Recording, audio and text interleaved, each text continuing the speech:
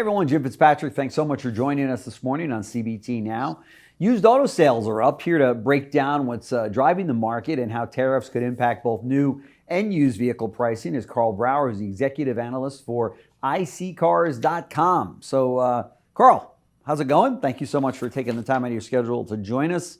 Are we going to see used car sales now from this point forward just skyrocket and like we did during COVID? Well, we definitely are seeing a shift in the market, Jim, and it's pretty interesting because prices were falling by up to like 7.4% as recently as last June in terms of year-over-year cost for used vehicles.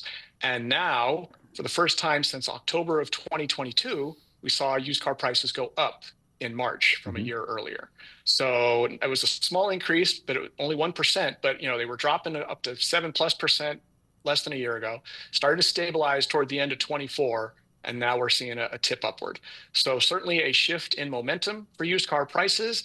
And this was all pre-tariff, remember. No used cars being sold in March were being impacted by new car prices being up because of tariffs and all. They hadn't come in yet. So we looked at like what happened last time there was a big disruption to the auto industry. Everyone remembers not so long ago the pandemic. Yeah. And we saw prices for used vehicles go up 8.9% in 8 months. Wow. When the pandemic started and there was a new car constriction of production because of plants closing, and that drove people into the used market and used car price. So we just looked at like the 25 most popular used cars as far as volume. And we said, what if with these prices went up 5% or 10%? And even something like a Kia Forte, one of the lowest priced 1 to 5 year old used cars, that's up by $890 if it's 5%. Wow. And it's like $1,700 if it's 10. And then you go up to something like the Chevy Tahoe, another popular top 25 seller in the used market. That thing's going up by about $5,200 if there's a 10% increase. Wow. Just when consumers thought it would be safe to stay away from new car pricing because of tariffs, they go to used cars and those are going to be way up across the board. Wow. Yes. Incredible. Yeah. So what is the average price of a used car today? Like $31,400. So it went up $317 in March for the first time since October of 22. Oh my gosh, that's incredible. And where do EV prices stand in all of this? Even higher? So EV prices are the one exception. They are dropping. So they dropped by, I think, like $3,800. The whole market on average went up $317, but electric vehicles went down by $3,865, I believe was the exact number. So $1,300 off from a year earlier for the average electric car. And that's, I don't know if you want to call it a bright spot, but that's the only place that if you're a used car shopper looking to save money, the used car market is offering relatively good deals compared to a year ago. Yeah, for sure. Why is that? Is it just they're just not as in demand, a used car a used EV? Jim, used car shoppers are very price sensitive and they're very value oriented. We see this with luxury cars, right? Luxury cars always take a bigger hit value wise than non-luxury cars because the new car buyer, not as price sensitive. They want the badge or they want the luxury features or both. And they'll pay more to get them just to get them. Used car buyer, it's like, how much bang am I getting for my buck? Don't really care about the badge. Don't really care about all those extra options. I need dependable transportation that's effective and cheap. And EVs, same thing. It's like, look, I'd love to make a statement. I'd love to about saving the planet, and I'd love to save the planet. I got to get to and from work as cheap as possible. So the EV qualities that appeal to new car buyers who want to drive an EV and aren't as price sensitive totally goes the other way with used car buyers. Right. And now we've got to add more to this used car situation, the demand of it and pricing. You've got every new car dealership looking to load their lots with used cars. And you've got Carvana, you've got all of the publics that have used car divisions, such as Echo Park with Sonic and AutoNation USA with AutoNation. And then you've got, CarMax and all of the others looking for that used car, which the used car market is already short because of the lack of leasing during the pandemic, right?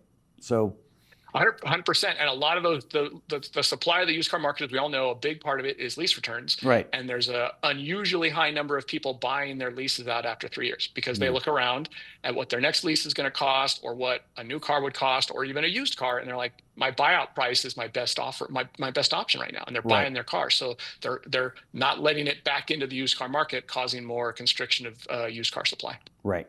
And now we're seeing dealers, as we did, back a few years ago, where they're holding on to a car that might have 90,000 miles on it. It might be a 3-year-old car, Still runs good. Technology is great. Good looking car. Looks much like the new ones, but it's got 90, 95,000 miles on it. They're retailing those cars today, aren't they, from new car lots? 100%. And, again, that's another potential bright spot is, you used to spend a certain amount of money and get a certain amount of car with a certain amount of miles. Yeah. Now you have to spend, relative to 2019, you have to spend more money to get an older car with more miles. The good news is, as our longest lasting study shows that we do every year at IC cars are lasting longer. And the idea that there's a car with 100, 120,000 miles, like, ooh, I don't want to take that thing on.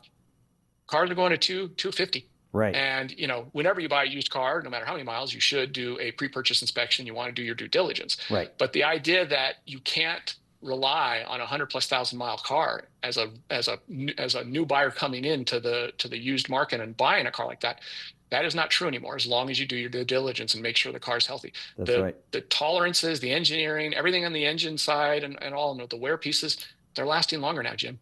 Isn't that something? I mean, you and I were brought up in an era that it was, you said 100,000 miles on a car. It was like, oh my God, just stay away. It's already done. Wash my hands of that thing. Right, I don't want that thing anymore. Every dealer would wholesale that vehicle, no matter what it looked like or how it ran. Just get it off the lot. And in fact, banks wouldn't finance them. If it had over 50, 60,000 miles on it, they're like, nope, sorry. But I guess even their appetite for these older models, I mean, these higher mileage vehicles has changed, right? 100%. They're too important of a component now of the retailing space, like you're saying, and dealers cannot ignore them because consumers aren't ignoring them. And so why would dealers not want to make that part of their business model? That's right. That's right. What's your forecast for the balance of the year as it relates to all of this? Here we are in the first month of the second quarter of 2025, but as you know, there's a lot of concern out there that these tariffs are going to take its toll. And what do you say about the balance of the year in retail automotive? Well, you'll notice that everyone from Elon Musk down is pulling their future casting and their future predictions for their own companies because the level of disruption is like, we aren't going to try to make any bets in this environment. Right. And I find myself wanting to follow their lead. But I do think that, the rest of this year, there's still a lot of demand for used cars. Yeah. I think we're gonna see, and there's a constriction with the supply, as we've talked about with the lease issue and all that. So I think car prices are going to probably hold up surprisingly well in an environment where there's economic concerns and there's probably a cut in overall consumer spending. I don't know if that's going to be enough versus the lack of supply for used cars to actually drive the prices down. Right. Interesting. Karl Brauer, executive analyst for iccars.com. Thank you very much for stopping by CBT News. I know that our viewers always get a lot out of your visit with us, so thanks so much. And till next time, stay safe. Thanks, Jim. Great talking to you. Thanks, you too.